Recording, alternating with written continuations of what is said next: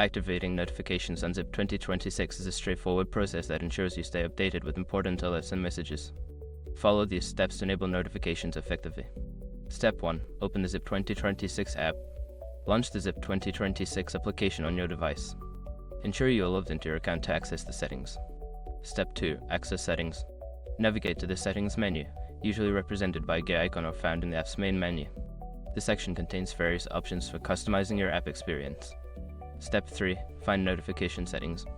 Within the settings menu, look for the notifications option. This section allows you to manage how and when you receive alerts from the app. Step 4. Enable notifications.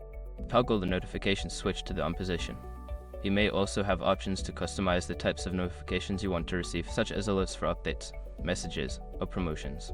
Step 5. Save changes. After adjusting your notification preferences, be sure to save your changes. This step ensures that your settings are applied, and you will start receiving notifications as per your selections. By following these steps, you can successfully activate notifications on ZIP 2026 and stay informed about all important updates. Enjoy your enhanced app experience.